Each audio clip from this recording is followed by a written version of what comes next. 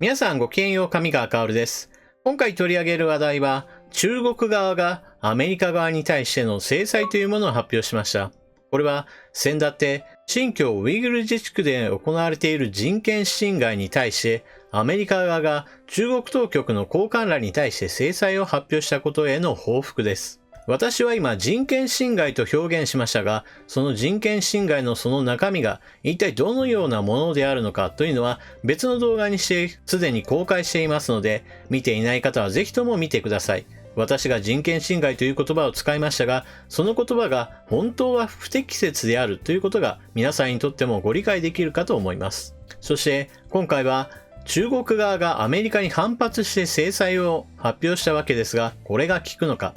結論から最初に言えば、これは全く効きません。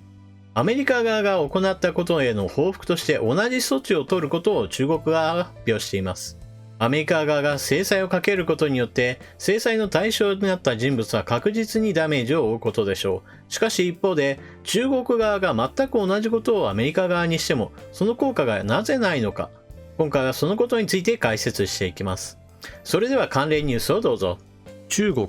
アメリカ議員らに制裁措置。ウイグル族めぐるアメリカの制裁に対抗。中国政府はアメリカのトランプ政権がウイグル族の人たちの人権侵害に関わったとして中国の当局者らへの制裁を決めたことを受けて対中強硬派として知られるアメリカの上院議員らを対象に対抗措置を取ると発表しました。トランプ政権はウイグル族の人たちを大勢拘束するなど深刻な人権侵害に関わったとして先週中国新疆ウイグル自治区のトップ陳書記らを対象にアメリカへの入国禁止やアメリカ国内の資産凍結などの制裁措置を決めました。これに対し中国外務省の報道官は記者会見でアメリカの行為は中国の内政に著しく干渉するもので断固反対し強く非難すると述べた上でアメリカの上下両院の議員ら4人に対し13日付で同様の制裁を行うと発表しました。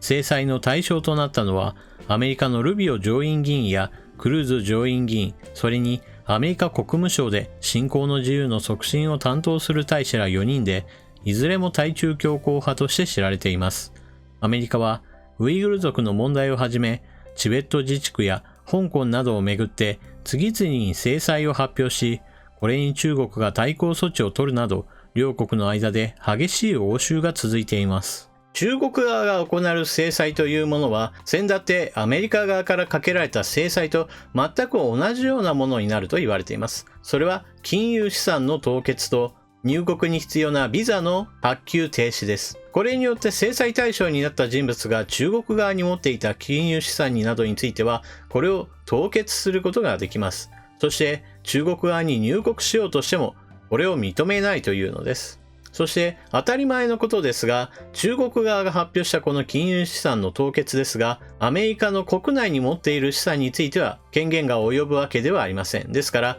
アメリカの議員がアメリカで持っている資産について手をつけることはできません。これはアメリカ側が発表した制裁についても同じです。中国当局者が持っているアメリカの資産について凍結するという話であって、決してアメリカが中国国内に手をつけて中国本土にある資産を凍結するということはできません。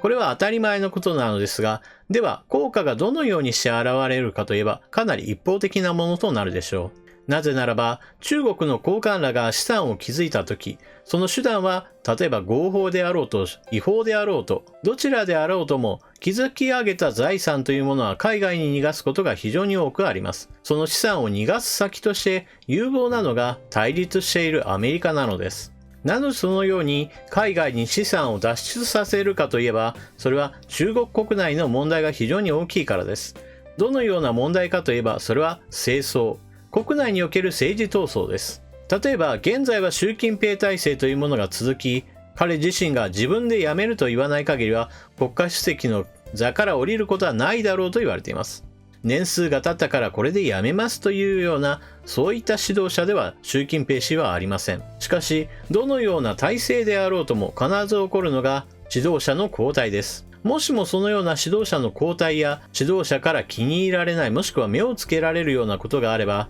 中国国内では高官らの顔ぶれというものがガラッと変わっていくことになります。そもそも違法な手段で財産を築き上げていたような人であれば、すぐさま摘発の対象となるでしょうし、清廉潔白であったとしても、指導者に目をつけられて政治的に葬り去ろうと画策されれば、どのような形で逮捕され、それによって財産などが没収されるかなどは全く予想できるものではありません。指導者が交代するときというのはそれなりに事前にわかるものでしょうが、少なくとも指導者に目をつけられて政治的に葬られるかどうかというのは事前に察知することは非常に難しいでしょう。ですから危機が訪れてから財産とともに脱出を図るというのはそれこそ至難の業です。そのため、事前にある程度資産を海外へ逃亡させるというのは、ごくごく自然な生き残り戦術です。粛清の対象となった時に素早く脱出できれば、それこそ海外に逃がした財産によって、その以後の人生というものを歩むことができるでしょう。そして、たとえ本人の脱出というものが叶わなかった場合においても、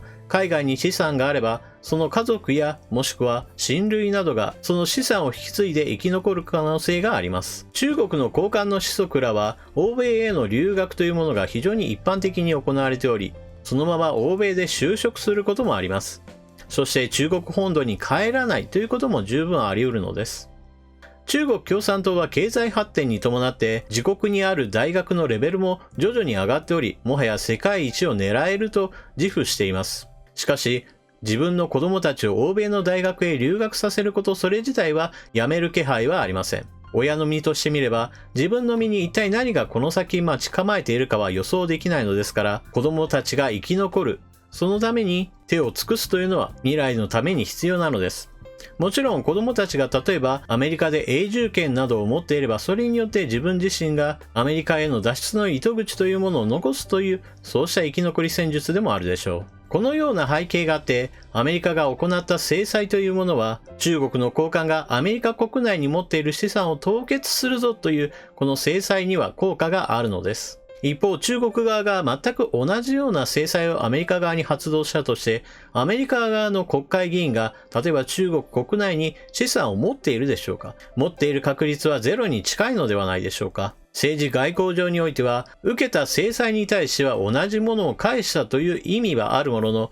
その実行力についてはほぼ全くない無駄な行為だと言えるでしょう。そして私自身はウイグルで行われている人権侵害に対して断固反対抗議します。ですから人権侵害という言葉で語り尽くすにはあまりにも桁違いにひどい行為が行われており、日本は見過ごすべきではありません。それこそ日本もチベット人権法やウイグル人権法、香港人権法といったものを法律としてしっかりと制定し、それら法律に基づいて中国への制裁というものを発動すべきです。内容としてはアメリカに準じたもので十分でしょう。制裁対象となる人物を指名し、それによって日本国内に持っている資産を凍結する。そして入国を拒否する。欧米に比べれば日本へ資産を逃がしている中国の高官というものは比較的数も金額も少ないでしょう。ですが、これほど明確に抗議の意思を示し、そして実行に移すのに良い手立てというものはありません。そして中国側が